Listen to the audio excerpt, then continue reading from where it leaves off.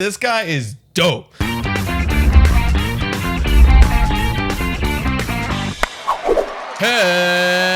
Hello, everybody, and welcome to Blue Jays Today, where we always have something to say about the Toronto Blue Jays. I am your host, Nicholas Blaylock. And I'm your host, Adam Peddle. And today, guys, I've been waiting for this one because there's a glaring problem with our bullpen, and we're going to try and solve it. We got three guys that we think could easily fit in the Toronto bullpen that make the most sense at the trade deadline. But before we get into it, guys, make sure to like, comment, subscribe, do all that stuff. And as well, guys, Monkey Knife Fight and Manscaped. The code is Today Jays. Use that and you'll see a little bit of promotion coming up throughout the video, and you guys can get good deals, discounts using Today Jays. All right, Nick, we have three guys. Hit me with one. Let's tell the people. All right, let's talk to the hand, and I'm referring to Brad Hand. Brad Hand, he made our top 5 closers, did he not? Yes, he did. I think he did. We had a video at the beginning of the season, top 5 closers. Brad Hand snuck himself in there, I think, at the 5th spot, and I think he would be a great target for us come trade deadline. He is on a struggling Washington Nationals squad right now. They are in a rough position. He's on a 1-year deal. He's 31 years old, and he's doing pretty well right now. He's got an ERA of 3.16 over 25.2 innings, 12 saves so far, so he's in high leverage positions. I feel like this could be a guy where we could put him at that closer spot, maybe alternate with Romano, and then it's like we could have maybe Romano be the setup guy and not have us screw ourselves over. Exactly. Push all our guys that have been doing pretty decent so far this year and make them more, like you said, setup role. Now, you know, the good thing about Brad Hand, 31-year-old, and he's a veteran, overplayed at Cleveland, so he's been in their closer for Cleveland for a while before moving over to Washington. But the one thing that is to note, and this has been a problem with our bullpen, is the strikeouts to walk ratio for Brad Hand. It's a little bit too even. Right. 26 Ks, 12 walks, so it's a little bit too much for my liking, but who knows? He may turn around later because, again, of his top 5 closer coming into the season, could probably use some veteran leadership. Yeah, exactly, man. And, like, he has been elite for time. He's had a couple years where he's got 30-plus saves, so he's done this before. I kind of wrote down as my conclusion for this guy, like, be really happy if we got him come trade deadline, but keep an eye on him. Make sure that strikeout to walk ratio starts to go down a little bit because we don't need another Dolis coming into the bullpen. No, we want someone like a stud who can rely on day in and day out. Yeah, all right. Next guy, I want you to give me this guy because this guy was a little bit of a sneaky dude that no one really expects in this list. Yeah, I had no idea who this guy was, honestly, before this, but that is Scott Barlow. He's 28 years old right now, and he is having a great breakout year. A 1.89 ERA, 33.1 innings pitched, 47 Ks over that period of time. So really good. The whip is a little high. It's 1.17. That's like a little high, but in the end, he's striking his way out of this pretty much.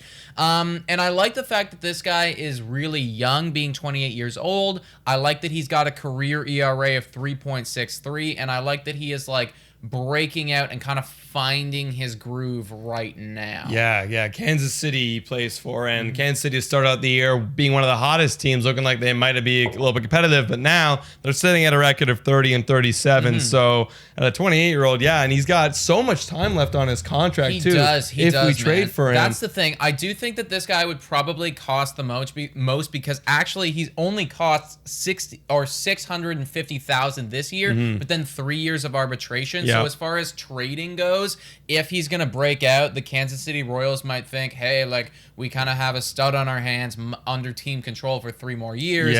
Why do we want to ship him off right now? So that's definitely something to consider. I also want to say with this guy, he's only got 2 saves.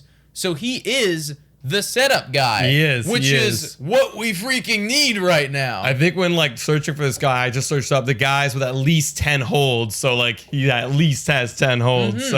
Yeah, he could be an easy, nice setup guy. You know, someone to give more depth in the rotation. But that's going to be a hard guy to pick up because, like you said, 4 years of like 3 of arbitration, 1 right now this year. So if I'm Kansas City and my window's starting to open up just a bit, I might not be willing to trade that guy. That is the thing. Yeah, I kind of wrote down, would be super happy if we could acquire him because, hey, like if he is going to break out, like we kind of need some closing depth moving forward because Dolis isn't really making it work. But he would cost the most coming from a trade standpoint. Yeah, absolutely. And the last guy, and I know some of you in our audience love talking about this guy, and I was like, this guy, I'll just take a look at him. And honestly, this guy is dope because he provides veteran leadership and he's doing it still, and you can rely on veteran bullpen pitchers.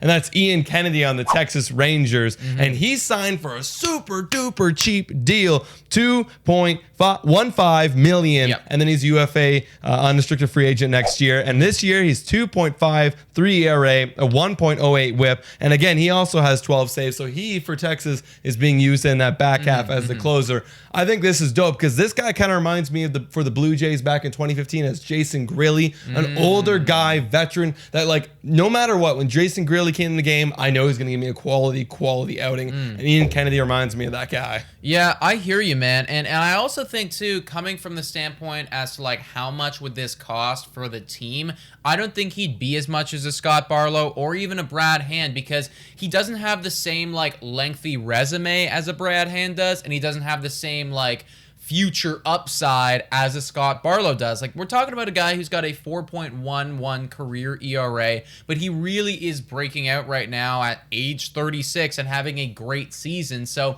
if in a week or maybe a couple weeks, he is still doing this and doing really well, I think that this would be a great guy to pick up that would kind of fly under the radar and wouldn't cost us that much, but would be able to like beef us up where we need it. Yeah, because Texas is going to be selling. They have to, dude. They're 25 and 42, last in their division. So like they're definitely going to be shipping. They should be if they should be shipping off everything if the management is doing things appropriately. Agreed. There was one guy, I'll just toss it out there because he's on Seattle. However, Seattle, well, they're kind of competitive. They're 34 and 35, and they're actually right behind us for wild card. They're 5.5 back. So we're talking, let's get these. I didn't even consider that Seattle being a team. But if they do start to tank, then Kendall Graveman would be a good option. He's really cheap last year of his deal, and he's their closer with a 0.96 ERA. So that would be dope. Oh, wow. That's an elite ERA. Amazing. I wish that we could just target guys who are contenders, Right. Like we could just make this list. Like, we'll just acquire Josh Hader. It's like MLB The Show. It's like, I don't care who you are. I'm grabbing your guy. Sadly, guys, we do need to target the bad teams,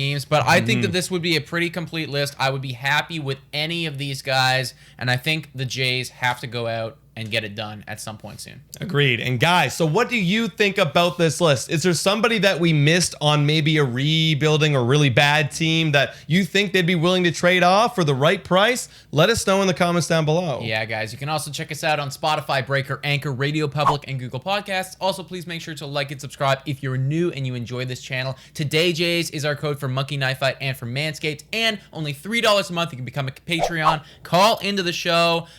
Usually we're drinking for it. It's the Wine on Wines. We got to figure out when we're doing one very soon for our current Patreon members. I got a new negotiation from my boss, and I think I'm going to play the heartstrings on him a little bit. Oh, okay. That's how we'll get it done. I'm going to tell him it's the only way to see my girlfriend, which is true. Yeah, that is true. That is the truth, man. But guys, thank you so much for watching. And go James, go!